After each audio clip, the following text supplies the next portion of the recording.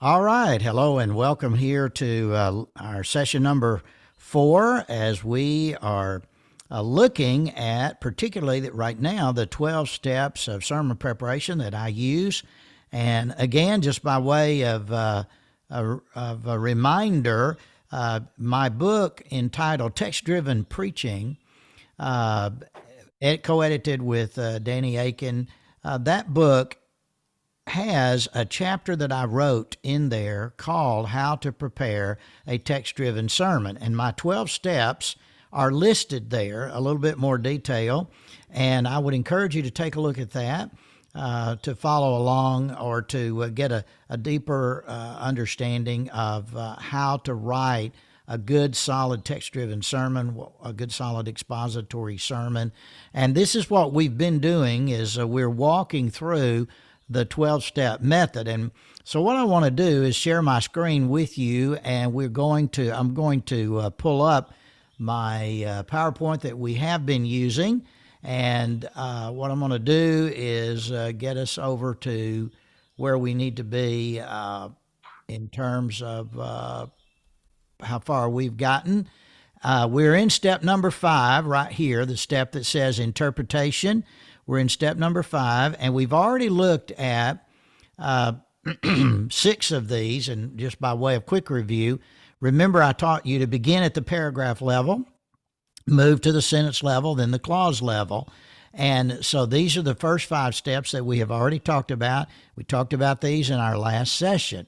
So just by way of brief review there, you want to look at your boundary of your text. What's its genre?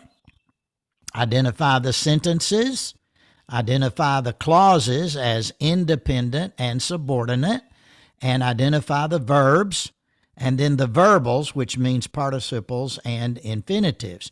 Now we're using Hebrews chapter 12, verses 1 and 2 as our guinea pig text for the talking about the principles of sermon prep. So keep that in mind. So really where we are then is right here. We're going to go to step number 6. And we talk about parsing all of the verbs. So let me go to where I can get it easily readable for everybody. So this is where we left off in our last session.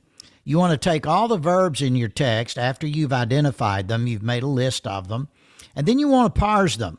In other words, what are their tense, voice, and mood? Is it a present tense verb? Is it a past tense verb? Is it a future tense verb? Is it a perfect tense verb? In other words, you want to make sure that you identify the parsings of the verbs there. What is their tense? Is it active or passive, or in terms of voice? Is it an indicative, a direct statement? In other words, what is its mood? Is it indicative or is it an imperative?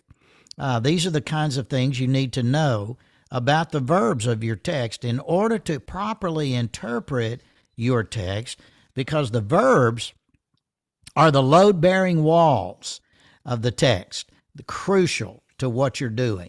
And so you want to keep that in mind as well. So number 6 is you want to parse all of the verbs. Now, number 7, identify the basic dictionary definition of any word that you're unfamiliar with. If you're in a text and you see a word, the English translation, obviously, you see a word there and you're not familiar with that word, you want to immediately identify its basic dictionary definition. For example, say you're preaching through 1 John and you're in chapter 2, verses 1 and 2. And you read there that, if anyone sins, we have an advocate with the Father, Jesus Christ the righteous, and he is the propitiation for our sins. And not for ours only, but also for the sins of the whole world. All right? If you are unfamiliar with that word propitiation, then you want to look that word up in a basic English dictionary and identify its meaning before you go further. Now, later, you'll do a full word study of that word probably, because that's a very important word for atonement in the New Testament. But right now, you just simply want to make sure you understand the word. So you want to identify the basic dictionary definitions of any unknown word. Just a simple step, but an important step. That's step number 7. Now, you're ready to go to step number 8. Determine the grammatical relationships of the clauses to one another. All right. In other words, what clauses modify what other clauses or sentences? And so what we want to do here is think about our text again, Hebrews 12, 1 and 2. And in fact, let me see if I can I'm going to go backwards here to the text a minute. There we go. And so look at our text again. Well, how did I miss that? There it is. Okay, so here's our text. Now, we've already identified those clauses, but let's look at them again. I have underlined all of the participles and the main verbs. So now let's ask ourselves, what modifies what? All right, so here is the first participle. Since we have so great a cloud of witnesses surrounding us. All right, now that's a participial clause. So now the question is, what does that clause modify? And in the text, that clause, a subordinate clause, modifies the main verb. Let us run with endurance the race that is set before us. So you read it like this. Since we have so great a cloud of witnesses surrounding us and laying aside every encumbrance, let us run. In other words, the since we have modifies the main clause there. That's the point. That's what I want you to see. And so this is what you do with every clause in your text. What modifies what? Because that's going to be crucial to an understanding of the structure of the text. So this clause right here, since we have, modifies let us run. All right, now let's look at the second clause. Laying aside every encumbrance and the sin which so easily entangles us. All right, that clause is also a subordinate clause. Therefore, by definition, it has to modify something. What does that clause modify? Well, it too is modifying the main verb. Let us run with endurance. In fact, notice it's telling you how to run or what to do as you run. Let us run, laying aside every encumbrance and the sin that easily entangles us. So this clause is a subordinate clause, and it too modifies the main verb, let us run. Then that leads us to the main clause, let us run with endurance the race that is set before us. That is an independent clause. It's not modifying any other clause because it's the main clause in our text. Therefore, we make a note of that. We identify that is our main clause. All right, having done that, now let's go to verse 2. Fixing our eyes on Jesus. All right, that is also a participial clause. Therefore, it is a subordinate clause. So the question is, what does this clause modify? And the answer is the main verb and the main clause, the independent clause, let us run. That's what it modifies. How should we run? We run keeping our eyes fixed on Jesus, who is the author and perfecter of the faith. So now what do we have? We have 3 clauses, all participial clauses, and they're modifying what? The main verb in the sentence. The main independent clause, let us run with endurance the race that is set before us. Right? Then you have one final clause in verse 2. It's a relative clause introduced by who? Who for the joy set before him. Now that too is a dependent clause. It cannot stand alone. So the question is, what is this clause modifying? And the answer is the who is telling us more about Jesus. Therefore, this clause also is modifying the previous clause, specifically the noun Jesus.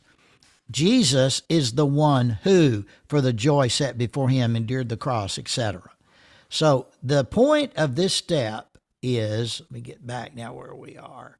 The point of this step, go back to number 6 right there, is you want to parse all the verbs, and then you want to identify basic dictionary definitions. Here we are, number 8. The point of this step is to determine the relationships of the clauses to one another.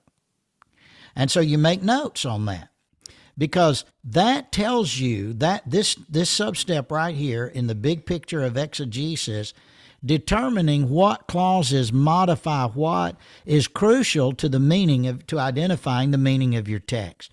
In fact, unless you do this, you can't identify the meaning of your text. You either have to do this on paper or in your brain, just, as you work through it, see it in your mind, one of the two, but you have to determine what modifies what. This step is so very important to help you see the structure of your text. All right? So sub-step number 8 here, determine the grammatical relationships of the clauses to one another. All right, now then you're ready to say, okay, well, how do the sentences relate to one another then? Which convey main, primary information, which convey secondary information. All right, now remember that we said Hebrews 12, 1 and 2 is a single sentence in the Greek New Testament. Sometimes it's rendered as 2 sentences in an English translation, but it's actually one sentence. And then verse 3 is sentence number 2 in your paragraph. Remember that verse 3 says, "For consider him who endured such hostility against sinners, against himself, so that you will not grow weary and lose heart." So there's your second sentence in your paragraph. So now the question is, how does verse 3, which is a sentence, relate to verses 1 and 2, which is a sentence? And notice that the very first word in verse 3 is a subordinating conjunction for. So verse 3 is introduced, which is a sentence number 2, verse 3, is introduced grammatically subordinate to 1 and 2. So you just identify which sentences relate. How do the sentences relate? Verse 3 is subordinate to verse 2. Verses 1 and 2 give you the main point. Let us run with endurance the race that is set before us. Verse 3 tells you the ground or the reason why you should do that. Consider him so that you won't grow weary and lose heart. That's the structure of those 3 verses. So step number 9, you want to identify how these sentences relate to one another. All right? And then number 10, determine how the paragraphs relate to the preceding and following paragraphs. All right? Now look at your paragraph, Hebrews 12, 1 through 3. How does that paragraph relate to the previous paragraph that ends chapter 11? Notice your paragraph, Hebrews 12, 1 through 3, begins with the word therefore. So there is a direct connection. Because of something in Hebrews 11, therefore do this in 12, 1 through 3. That's how your paragraph relates to the preceding paragraph, right? And so you make that connection. You get that connection in your mind, and you're going to bring that out in your preaching. You're going to explain how it is that the great Hall of Fame of faith of Hebrews chapter 11, those men and women of faith, how it is that they are the cloud of witnesses surrounding us. They've run their race. They've stayed true to Jesus. They have endured, and so should we. So we stand on their shoulders. That's why there is the word therefore that begins chapter 12, verse 1. That's the connection of this paragraph to the preceding paragraph, right? And you do the same with the following paragraph. Look at the connection there. But that's less important because that's the next paragraph you would preach on if you were preaching a series of sermons through Hebrews. To preach Hebrews 12, 1 through 3, well, you would really want to make sure you know how is that your paragraph connected with the immediately preceding paragraph. That's what step number 10 is about. All right, and then there's one final sub-step at this point, and that is, and by the way, it's optional. You can do this if you want, but you don't have to. You can diagram the paragraph. Now, remember in school we learned how to do syntactical diagramming. Most of us hated it when the English teacher taught us how to do this. That's line diagramming. You can do that, But I find for preaching more helpful to do block diagramming. Now, I want to show you what that looks like on your text. If you're not familiar with block diagramming, here is a block diagram of Hebrews 12, 1 and 2.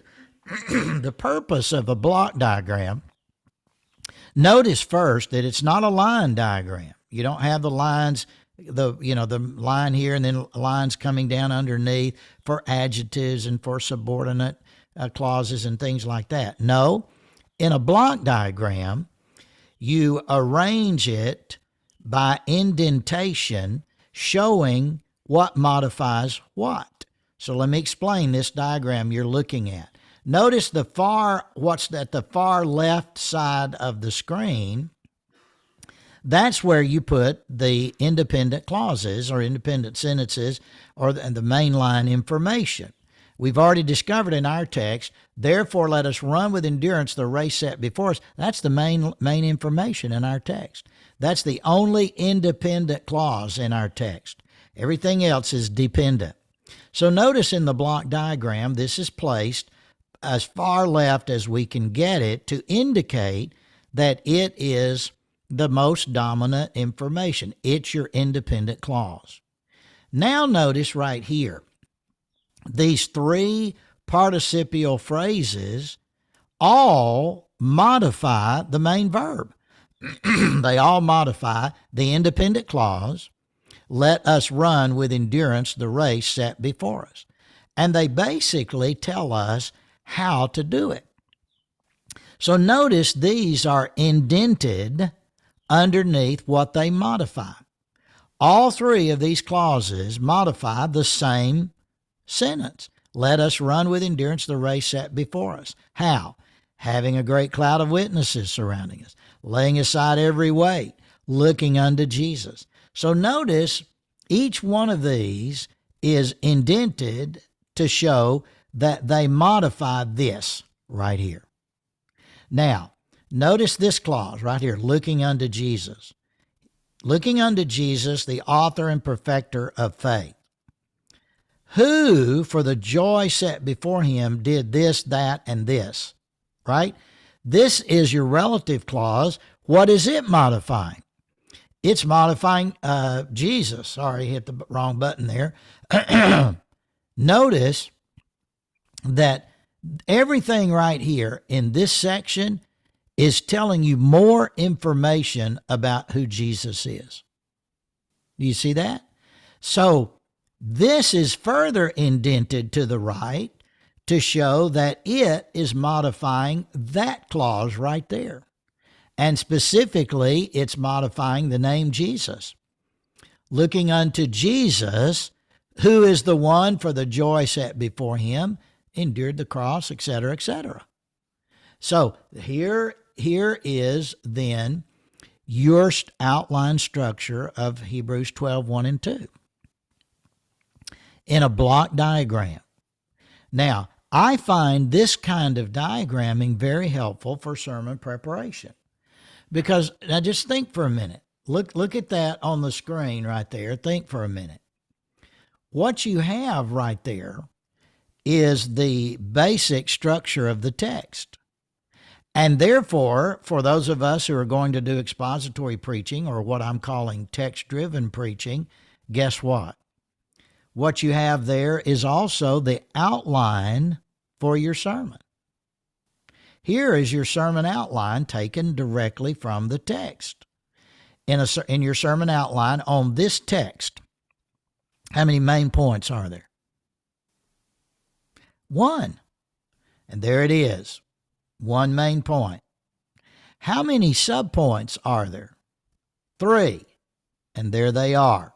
All 3 modifying that main point. And then is there another subpoint under anything? Yes, there's 1 subpoint here, modifying looking unto Jesus. And bingo, there's the structure of your text and the outline for your sermon. Now, you don't have to try to find an outline. The text itself gives you the outline. See, here's your main point, therefore run. Here are 3 ways to do it, all indicated by three parallel participles in the Greek text. And then you are to look unto Jesus. Now, why should I look to Jesus? What's so special about Jesus? Well, the author anticipates that, and so he says, because he's the one who endured the cross, scorning the shame, and now at the right hand of the throne of God has taken his seat. That's why you should look to Jesus. There's your reason for looking unto Jesus.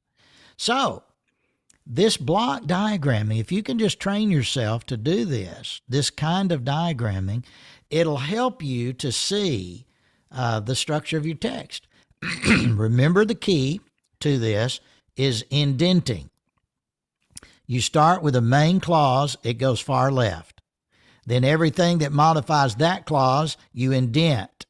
And then anything else modifying anything in those clauses, you further indent to the right. And that way you create a block diagram which shows you visually, allows you to see on the page visually the structure of your text. That then becomes the foundation when you get ready to write your sermon outline. There you're going to develop your sermon outline from right here. We'll talk more about that later, but that's what you're doing. I see a question. Yes, sir. Yes, sir. If, and I'm going to have to make something up here with just the example you've got. Say you had a subordinate here that modified having so great a cloud of witnesses. Right. You would indent that in between having and laying aside? That is correct. Anything and everything in your text that would be modifying having so great a cloud of witnesses, that would be indented further to the right underneath it to show that it goes with that. That's correct. Anything, and you could have one clause or 10. It just depends on what the author is saying. But that is correct. That would be indented under this. Another right over here would be indented, and it would come there. And then the laying aside would come back and be parallel with having. That's correct. Because that, in other words, no matter how large of a text you've got, your block diagram can expand to include what modifies what. That's correct. And this is everything in the text of 1 and 2. Here's everything's there. And so it actually lays out like this in this text. But if the author had said more, like you were saying, if the author had said, having a great cloud of witnesses surrounding us, and, these cloud of witnesses were X, Y, and Z, all right, then all of that, X, Y, and Z, would be indented under this because it would be modifying that. So that is correct. Is that helpful to make sure we're clear on how that works? So any text, you can do this block diagram with any text of Scripture. This kind of diagramming works really well with the letters of the New Testament, everything from Romans to Jude. Narratives are a little bit more difficult. You can still do this with a narrative, but this is especially helpful with all of the letters of the New Testament, Romans through Jude. So, this is an important step, block diagramming. If you can learn how to do this, you'll save yourself a lot of time. And what happens, let me show you the reason, another thing about this. Right there, just looking at that, notice how there is clarity regarding the structure of your text now. Looking at it in a Bible, or if you've got a digital text, you're reading the text, looking at it on your screen, on your computer or whatever, you don't see this as clearly. But when you take the time to lay out these things, notice now how clear the structure of this text becomes. Notice how clear what modifies "let us run with endurance the race set before us" now shows up. You see, it's really clear now because by virtue of indenting, you're showing what's the main stuff here and what's the subordinate stuff. And these are the things, this is how the author has encoded the meaning in his text.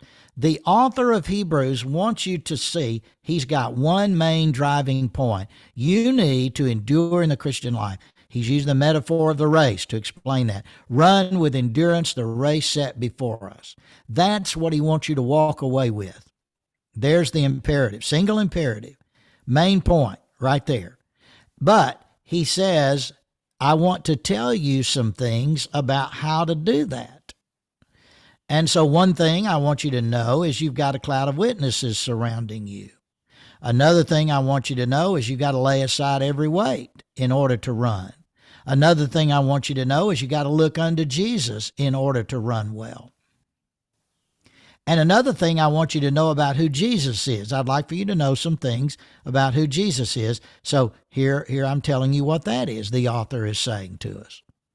So by doing this, by creating a block diagram of your paragraph that you're preaching from, this helps you to see how the text is put together. And this then helps you to put together a genuine expository sermon, true to the text. Now, you see, by doing this, for example, you realize that this participle right here, looking unto Jesus, the author and finisher of our faith, now that's not the most important information in the text. It is important, but it's not the most important. What's the most dominant information? What's the most important information in this text? It's the main clause. Therefore, let us run with endurance the race set before us. How do you know that's the most important information in your text? Because the author has made it the only independent clause. Everything else is dependent, which is his way of saying this independent clause is my most important point. These dependent clauses are my secondary points, further explaining my main point. Now, watch this. Therefore, if you were to preach your sermon on Sunday on this text, and you make your main point this looking unto Jesus clause right there, right? You make that the big deal. We need to keep our eyes on Jesus. Jesus is most important. We need to look to Jesus. Now, is that true? Absolutely, it's true. But watch what you just did. Is that looking unto Jesus, is that participle, which is a dependent clause, is that the most important information the author is conveying? And the answer is no. The author has already told you, by virtue of his independent clause and his imperative, run with endurance the race set before us. That is the most important information. And everything else here, all this stuff here, modifies that main clause. And, oops, sorry about that. Let's see which way. Here we go again. So that's this step of block diagramming will help you to preach the text correctly according to its structure, not superimposing an outline that doesn't match with the text. That's why what we're talking about here and this step, these several steps leading up to this, that's why this is important. Because what it does, it allows you to see, finally, to see the big picture. There's the big picture structure of your text. And from this, you're going to determine the outline of your sermon when the time comes. All right. Any other questions about that before we move to the next level here? All right. Well, so now notice we've been looking at the paragraph level and we have been looking at the clause level, right? So now you're ready to move to the phrase level of your analysis of your text, because you have some phrases here in your text. So what you want to do is be sure to identify the phrases in your paragraph. And this would be true of especially the prepositional phrases. So you want to make sure you identify them. Determine the proper syntax and the proper translation of those phrases. You want to take the time to make sure you understand the phrases, right? So here we go. Analyze key phrases. Here are 3 examples of key phrases in our text. Cloud of witnesses, with endurance, and for the joy set before him. So we identify these phrases. Cloud of witnesses, with endurance, for the joy set before him. Now, what do those phrases mean? We've got to make sure we identify their meaning and their translation. So take this genitive phrase. In Greek, it's a genitive. If you've not had Greek, don't worry about it. Just we're talking about the use of here. Cloud of witnesses. What does that mean? Think about that for a moment. What is the interpretation of cloud of witnesses? That's a good translation. That's exactly what the Greek says, a cloud of witnesses. But you see, my question is this. What is the function of the word of there? Sorry, I hit that too much. What is the function of the word of in the phrase? A cloud of witnesses. Well, here the function of the meaning of the word of is like an equal sign. Because the author is saying that the cloud, that is the witnesses. The witnesses are like a cloud. In other words, the author is using a metaphor, the metaphor of the cloud in the sky, a metaphor to talk about a group of people who are witnesses. So again, this is what you have to do is go through and say, okay, now what does that of mean? The cloud of witnesses. Sometimes the word of course, means possession. If we're talking about the book of David, in other words, in English, we could say David's book, right? That's possession. But here, the word of does not mean possession, right? The word, if we say the preaching of Jesus Christ, then that could mean the preaching Jesus does, or the of could mean the preaching about Jesus that others are doing. And again, context would have to determine the meaning of the word of in those phrases. The same is here. Context has to determine what is the meaning of. And here of is really functioning to identify this right here with that right there. The cloud is the witnesses. The witnesses are the cloud. And so we want to determine the syntax and proper translation of any phrase and make sure we understand cloud of witnesses, make sure we understand what does the phrase with endurance mean, make sure we understand what does the phrase for the joy set before him mean, and how these phrases are used in their clauses. All right, so this is the step of analyzing key phrases. Now, once you do that, guess what? Now you keep coming down the line. You're right, paragraph, sentence, clause, phrase, and what's next? Words. So now you move to the word level. And this is where you will do word studies of significant words in your text. Now, our text has some interesting words that we would probably want to do a word study on, right? For example, by the way, in this process, we want to note things like any repetition of words. Are there words that are repeated? Are there words that are synonyms? Are there words that are antonyms? All right? So we want to note things like that. So we want to do word studies. And in order to do word studies, you need certain tools. You need a lexicon. You got to have an English-Greek lexicon so you can do good word studies. You need a concordance so you can see how many times that word occurs in your book, but how many times does it occur in the New Testament. So you need a good concordance. Also, you need a good theological dictionary, like Colin Brown, the Dictionary of New Testament Theology is a good 3-volume dictionary. There are many other good ones, but you need a good theological dictionary to look up these words and see how they are used. Or you can use word study books that actually do word studies on key words in the New Testament. All of these are tools that you can use, all right, to do word studies. You got to have the right tools to do that. Now, watch things like, when you get ready to do word studies, look at things like repetition. Are there words that are repeated in my text?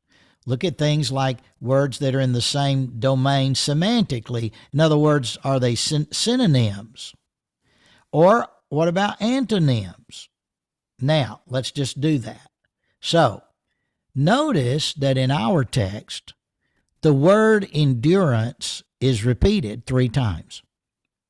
Notice that it occurs in verse 1, verse 2, and verse 3. Therefore, this word's important to the author. So we make note of that. And this is a word, endurance is a word we would want to do a word study on. Well, the word endurance, that's a good translation, by the way, endurance. The word in Greek is the word hupomone, and it means to keep on keeping on, bearing under a load, meaning you don't quit. You don't stop, you don't quit, you endure. Now, this is the main concept that the author is combining with the word run the race. In order to succeed in running the race, you have to endure. You can't win the race if you don't endure. You can't run the race if you don't endure. And so obviously the author is saying endurance is a crucial part of this text. And then notice also the words in your text that mean the opposite of endurance. And there are 5.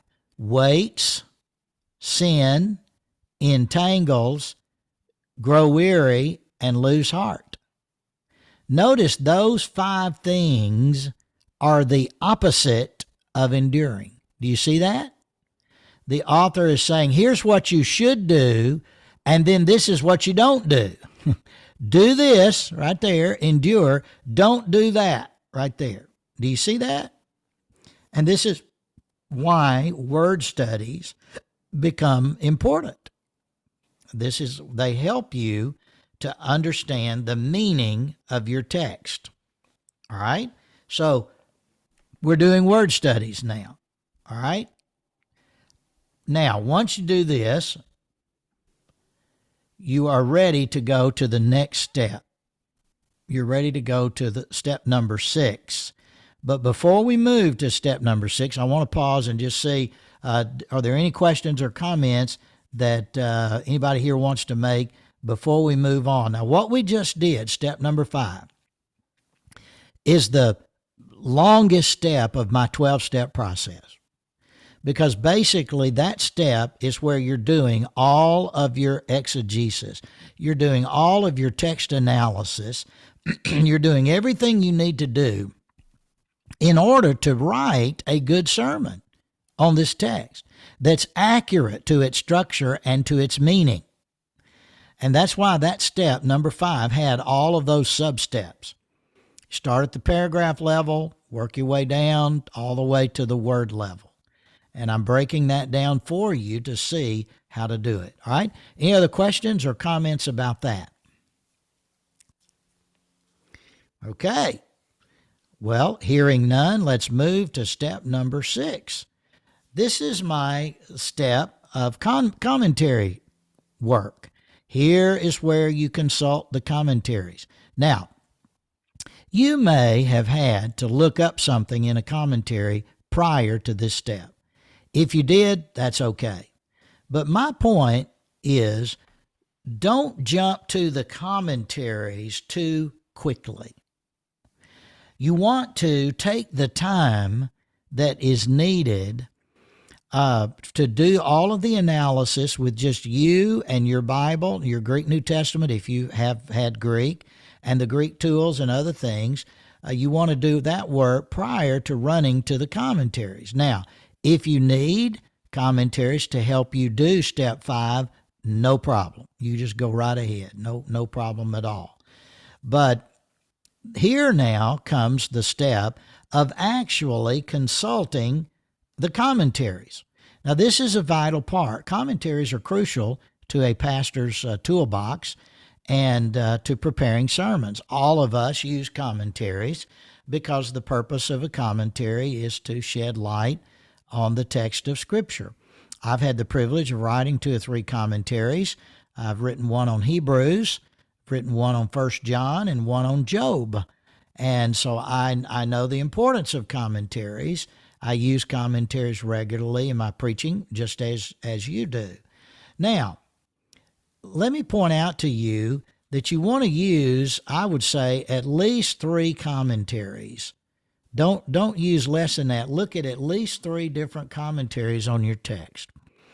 And keep in mind that there are 3 kinds of commentaries, all right? Number 1, there are exegetical commentaries.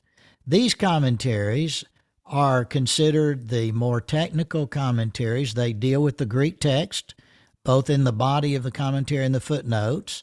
They're working from the Greek text and explaining to you the meaning of the Greek text. These commentaries are crucial if you've had Greek. They are less important if you've not had Greek. But I want to say this.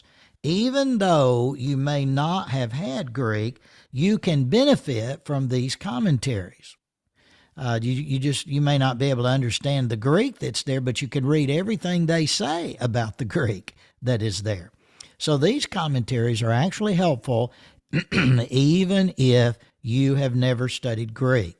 So look, you've got the exegetical commentaries. These are the commentaries that look at the Greek text. Now, some of the series, let me just mention 1 or 2. The Baker Exegetical Commentary New Testament series, excellent. Baker Exegetical Commentary New Testament series is really good for that purpose. Here's another one, the Zondervan Exegetical Commentary on the New Testament. That series is a perfect series in this category. Now, both of those series lay out when they come to a section, they're not just doing verse by verse commentary. They are doing that, but they're going by paragraph and they're showing you the structure and outline of the paragraph and why that's true exegetically. So these kinds of commentaries are very helpful to you. All right. So you've got exegetical. Now there are other exegetical commentaries. I'm not naming them all, but you can look those up and become aware of what's out there. The second kind of commentary, sort of the bread and butter commentary, these are expository commentaries. These are the majority of commentaries, and they don't presume that you know Greek or Hebrew. They may refer to the Greek and Hebrew, but a lot of times they will transliterate it. They don't assume that you read Greek and Hebrew. So the expository commentaries are very important for all of us. These are commentaries that are going to basically tell you what this verse means, what this paragraph means. And expository commentaries vary as to how deep they go into that, but you would want to learn to use the really good expository commentaries. Let me give you some examples of those. The New American Commentary series is a good expository commentary series. I had the privilege of writing the volume on the book of Hebrews in that series. And so that's a very good series to use.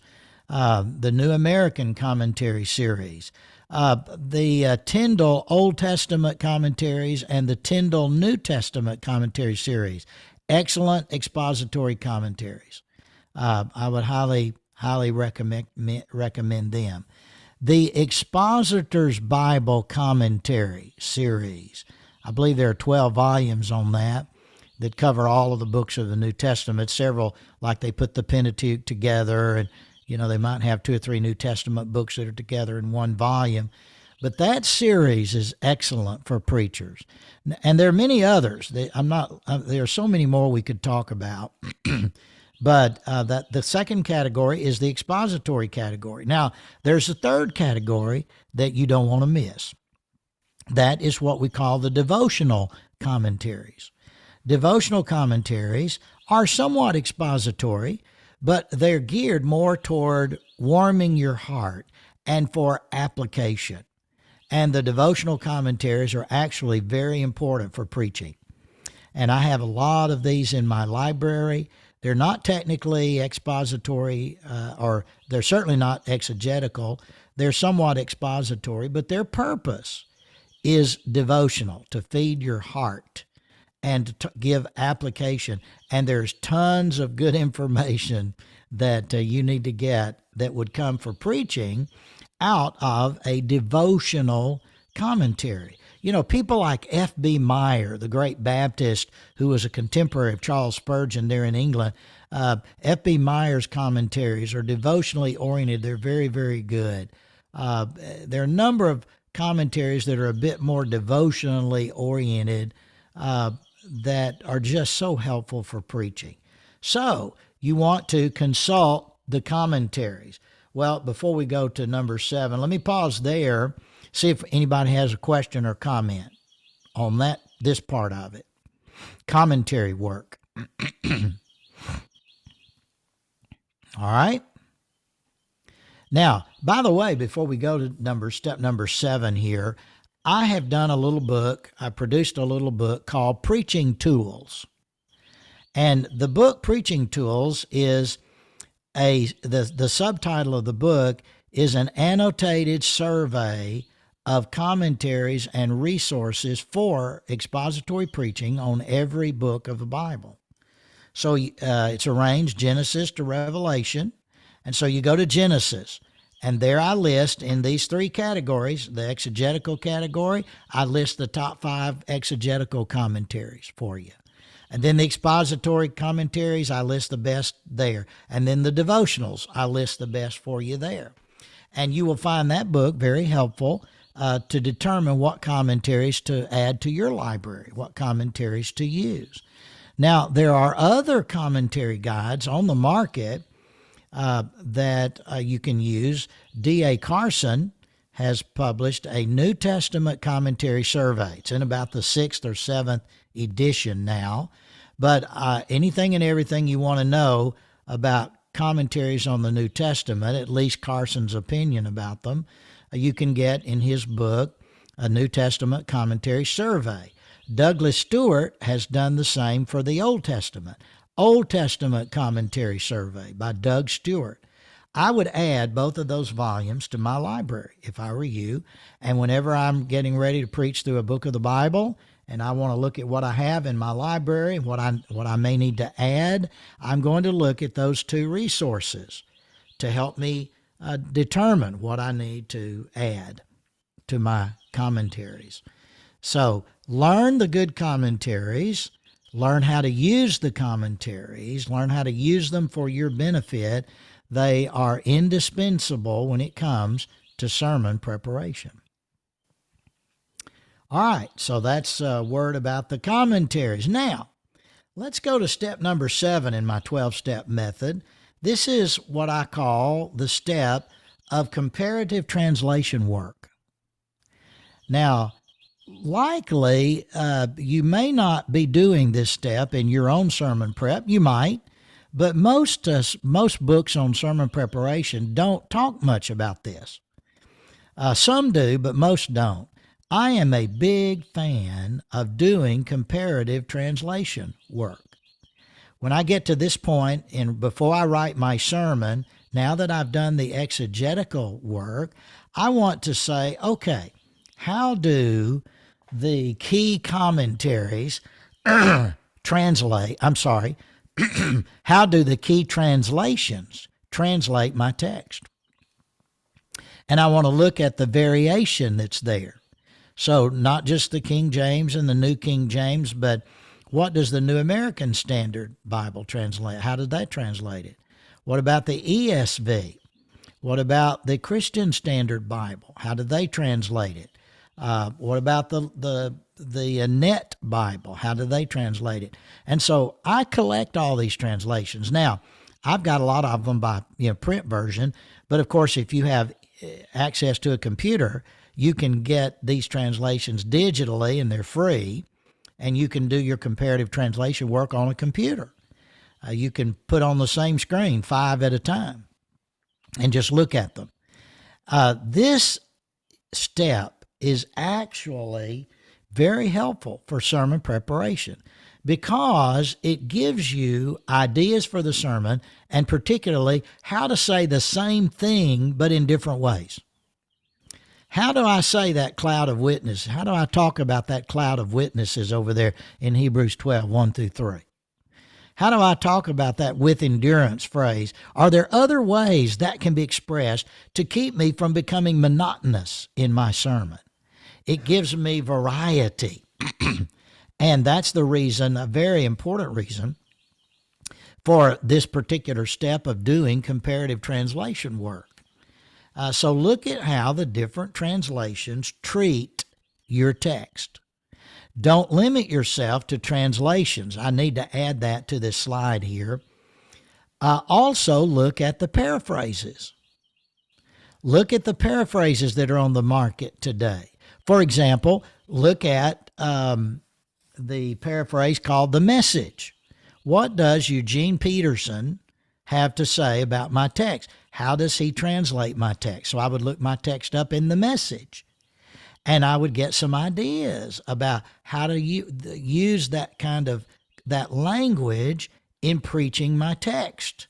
I would look at these paraphrases. Don't be shy to look at a paraphrase. Let me give you an example out of Eugene Peterson that's really interesting. Take Psalm 1:1. Psalm 1:1. Blessed is the man who doesn't walk in the counsel of the ungodly, nor stand in the way of sinners, nor sit in the seat of the scoffers.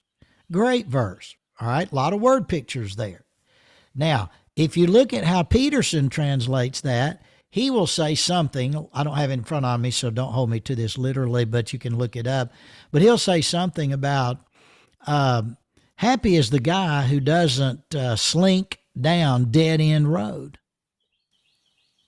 That's pretty good. I like that. Or happy is the guy who doesn't hang out at Sin's Saloon. Or he'll say, happy is the guy who doesn't attend Smart Mouth College. Now, obviously, those are paraphrases expressed in a colloquial English way, using idioms and using word pictures the way we use in the English language. Everybody, or at least most people, are aware of the phrase smart mouth college. Somebody who's a smart mouth, and we say, well, he attended Smart Mouth College. He's a smart mouth, he's a cynical person or whatever. See, that helps you in your preaching because that allows you, learning that from Peterson allows you to preach Psalm 1, verse 1, and gives you ways of expressing that in modern day English that help to communicate the point that the author is making. So do comparative translation work. Look at the various translations that are there and the paraphrases. Let that help you prepare your sermon, because I get all kinds of good ideas when I do that. When I compare translations, I get all kind of really good ideas. Some translations will treat a particular phrase and they will disambiguate that phrase. In other words, that phrase may be a little bit ambiguous in the English translation, but they will tell you exactly what that phrase means by the way they render it, and it helps you to see the meaning. Let me give you an example of that. Take 1 John 2, verse 15. Don't love the world, neither the things that are in the world. If anyone loves the world, the love of the Father is not in him. Now let's look at that phrase, the love of the Father. Now let me ask you, what does that phrase mean, the love of the Father? Well, that phrase can mean two things, can mean one of two things. It can either mean the love of the Father for you, or it can mean your love of the Father. You see, the word of there is ambiguous, because the phrase alone, the love of the Father, can be interpreted in one of two ways. The Father's love for you or your love for the Father. Now notice those are exact opposites. So now the question is, well, how do we determine what that phrase means? Well, the first answer to that is context. Usually, the context will disambiguate the meaning. So, the love of the Father, in the context of 1 John 2:15. Go back and listen to it this way. Don't love the world. Who is John commanding not to love the world? You. Don't love anything in the world. Who is told not to love the world? You. If anyone loves the world, who's doing the loving there? Anyone. The love of the Father is not in him. Now, John has established you as the subject of the loving.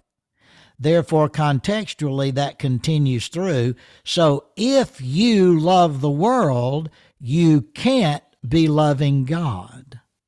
Do you see? That's what John is saying.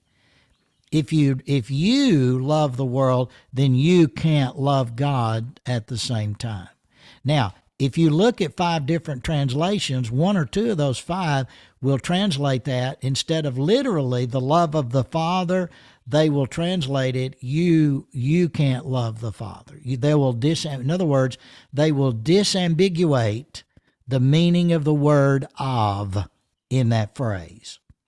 That's the value of doing comparative translation work. It helps you to see more clearly what the author is saying. So instead of looking at one main translation, look at several in your sermon process. All right, let's get one more under our belt here. Number 8, step number 8 of my 12 steps. Now, at this point, you are ready to determine the central idea of your text. What we used to call in homiletics classes the CIT, the central idea of the text. Now, what is the main point of Hebrews 12, 1 and 2? What is the central idea of that text? Well, the answer to that question is found in the single independent clause, independent sentence. That's the imperative. Let us run with endurance the race that is set before us. The author is using the long-distance race as a metaphor for enduring in the Christian life. That is the central idea. Now, how do we know that's the central idea? Lots of other ideas are stated in the text. We have a great cloud of witnesses. We lay aside weights and the sin. We keep our eyes fixed on Jesus. Jesus is the one who, for the joy set before him, endured the cross, etc. So how do we know of all of the ideas that are stated in the text, which one is the central idea? And the way we know that is through the linguistics or through the grammar of the fact that there's one independent clause and it's an imperative. And that imperative dominates that paragraph. That imperative drives that paragraph. Therefore, your central idea of that text, you can word it however you want to, but your central idea is the notion of enduring in the Christian life, living the Christian life with endurance. That's the point of your text. That's the main point of your text. So once you determine that, guess what? At that point, you are ready to move toward outlining your text and writing your sermon. There's the main point you're trying to communicate. Everything in the sermon, right, the spokes of the sermon are all going to emanate from that hub right there, the central idea of that text.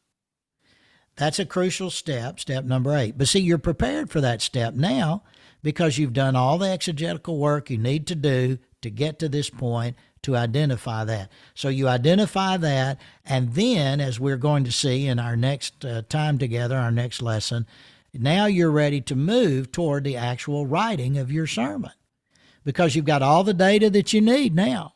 So you're ready to write it after that. Step number 8, determine the central idea. What's the main point of the text? And that is crucial. Okay, let me pause and see if we have any questions or any final comments before we close up shop here for this lesson today.